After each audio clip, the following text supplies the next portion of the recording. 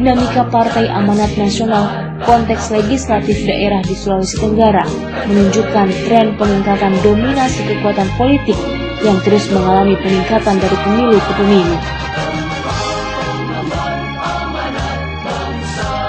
Hal ini setidaknya dapat dilihat pada tren peningkatan jumlah perolehan suara PAN Sultra yang berkorelasi positif dengan peningkatan jumlah kursi di tingkat legislatif daerah. Pada pemilu 1999, DPW PAN Sultra yang baru berumur jagung belum berbuat banyak disebabkan oleh banyaknya kendala struktural di lapangan, terutama kendala hegemoni Partai Golkar yang sejak pemilu 1955 hingga 1999 masih menguasai seluruh wilayah Sulawesi Tenggara. PAN Sultra hanya bisa memperoleh 1 kursi di DPRD Sultra yang diduduki oleh Haji Andri Jofri SH sendiri. Pada pemilu tahun 2004, kibaran bendera PAN Sultra mulai menjulang tinggi ke langit biru bumi Anoa. Setelah sesuai hasil perhitungan KPU Sultra, hasil pemilu 2004, total perolehan suara PAN se-Sulawesi Tenggara diketahui mencapai angka 73.274 suara. Total perolehan kursi PAN di DPRD Sultra pun naik 60%, dari 1 kursi pada pemilu tahun 1999 menjadi 6 kursi pada pemilu 2004. Nur Alam sendiri terpilih menjadi anggota DPRD Sulawesi Tenggara dari Dapil Sultra 1 dengan perolehan suara terbanyak di atas perolehan suara seluruh caleg yang bertarung di Dapil Sultra 1.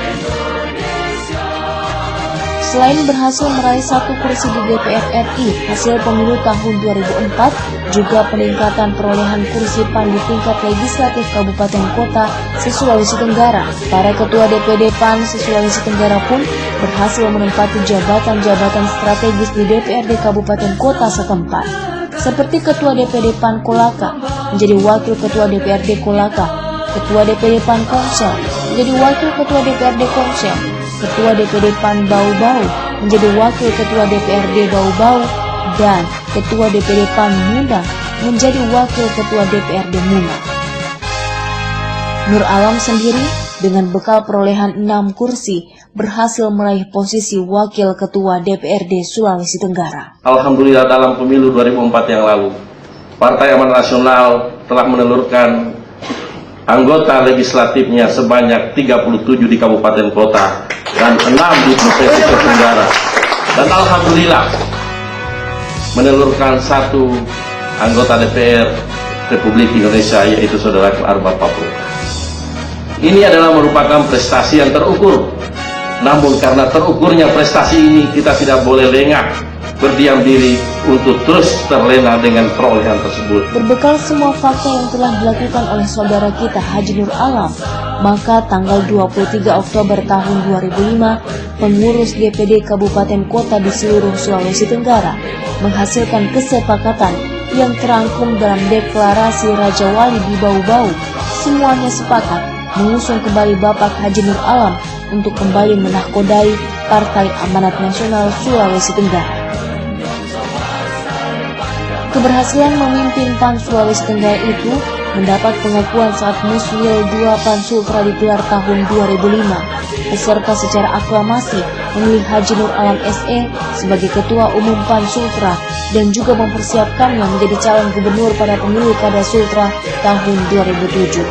Namun sesungguhnya di pundak saya terletak sebuah beban yang semakin berat, karena saya harus melanjutkan cita-cita perjuangan partai yang sudah kita kibarkan selama 5 tahun terakhir dan 5 tahun yang akan datang.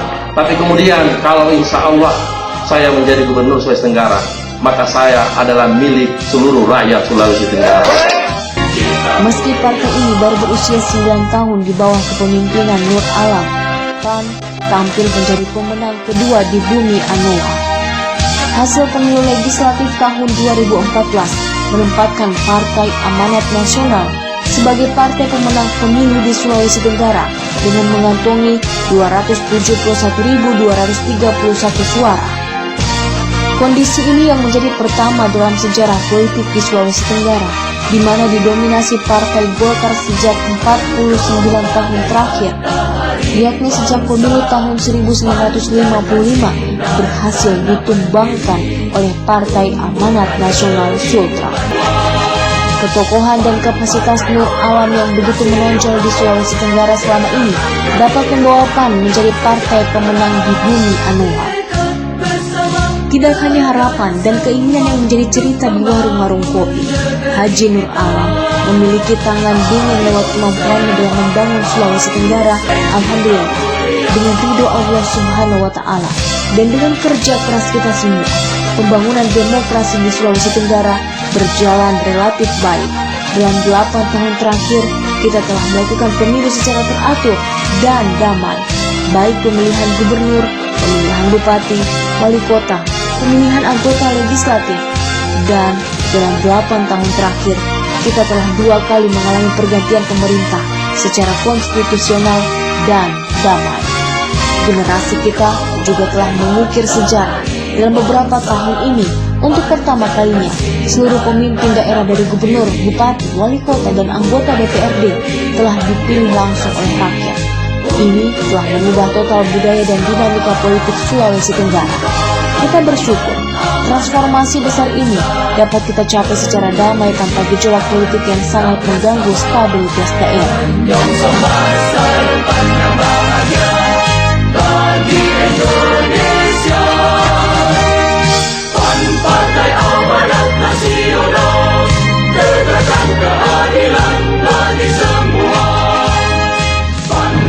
Bagai orang tua di partai yang telah bersama-sama dengan seluruh yang bergerak dengan berbagai tantangan dan hambatan selama ini, tentu sangat merasa hebat.